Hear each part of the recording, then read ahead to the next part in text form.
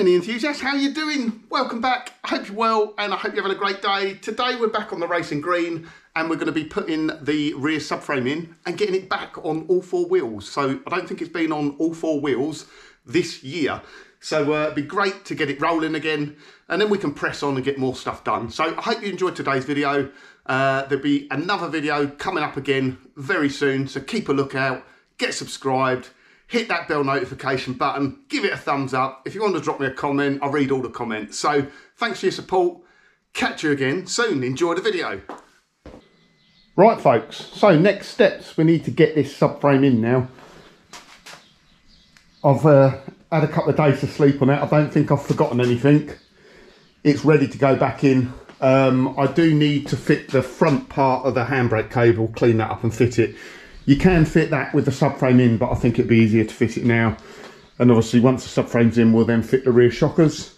It's going to be a bit tricky, this. It's not going to be easy to manoeuvre around because it's fully built up. Like I said, in the past, I have really just put the frame and the arms in with nothing else and then put the rest on inside the car. But I've decided to do it this way. It just means it's a little bit harder to get it all lined up. And what I'll need to do is move the Mini over a bit, line up the sort of, it's not a pallet underneath, but the dolly wheels underneath, so it's not going to interfere with putting the subframe in. And I'm obviously doing it on my own, so let's see how it goes.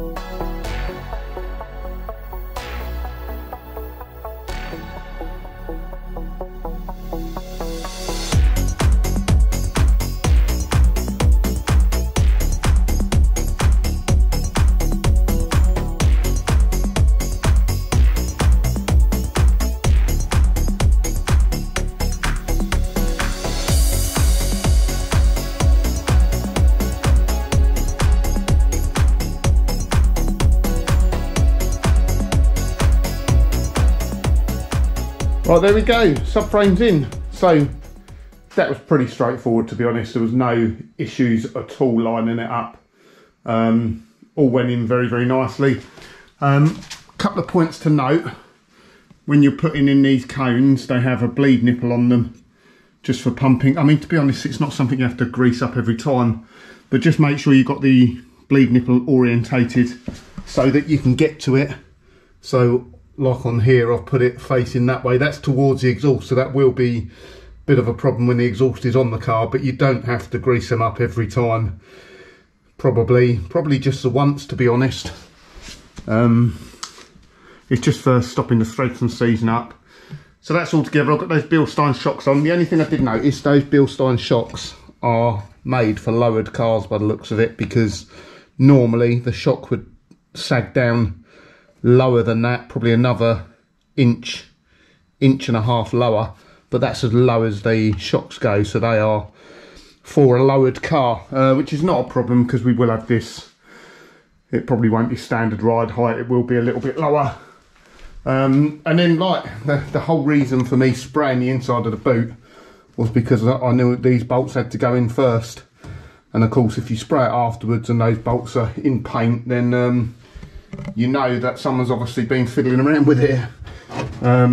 So that's good. As I say, alignment went pretty well. The only thing I did do is I put a big scratch up there, so I just have to touch that up. With hindsight, I could have put some plastic up there to protect it, but hindsight's a wonderful thing, isn't it?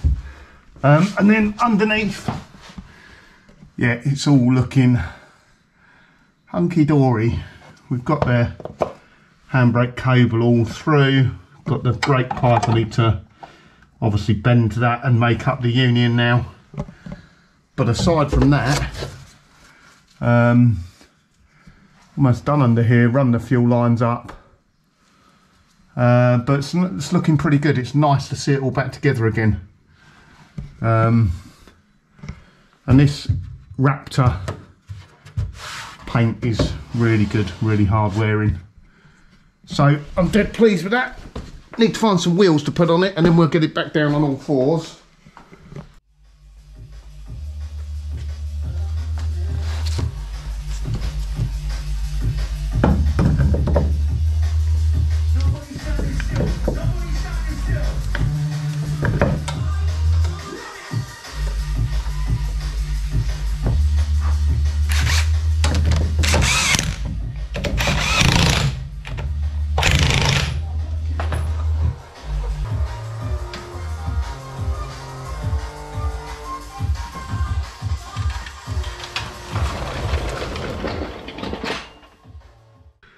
Well, there we go. It didn't take too long actually, quick bit of work today.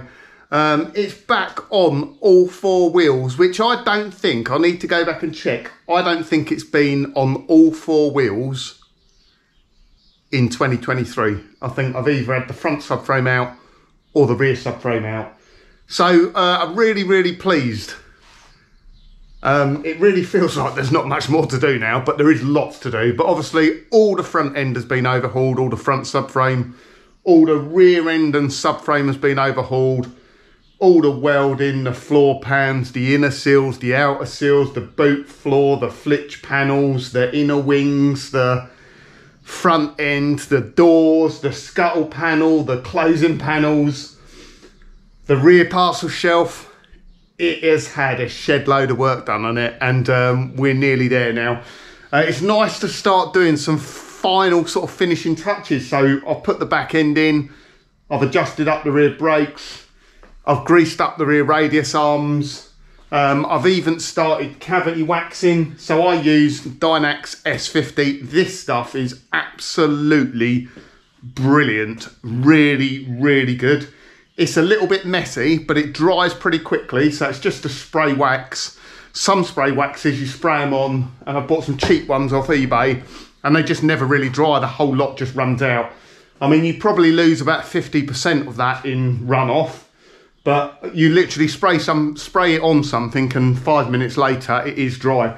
So Dynax S50, up in all the cavities, so up in the rear closing panels, up behind the rear valance. Like I say, a little bit messy, but what I tend to do, if you get any big presents over Christmas, it's worth keeping big bits of cardboard. So I had some furniture recently. I always keep the cardboard because when you're doing messy jobs, it's just so nice to just lay down, make a mess of it, throw it away afterwards. So yeah, I'm really pleased. Really feels we really are making some progress. I did go up and get one of the wheels. I wanted to put the new wheels on. There is so much. I mean, this car at the moment probably just doesn't look anything special, but it will be a really special car. I've got so many nice bits to do on it. Spoke to Paul Jeffries about the engine recently, and I think the engine's going to come back in January. We're going to fit the engine back in, and me and Paul are going to get it started. So obviously, if you've not watched all the videos, this is a John Cooper conversion car. Yeah, I just love it. I've got the white Mistral mod wheels. They look the absolute dog's danglies, and they're going to look really good on the car. So anyway, let me stop waffling on. You can see the smile on my face.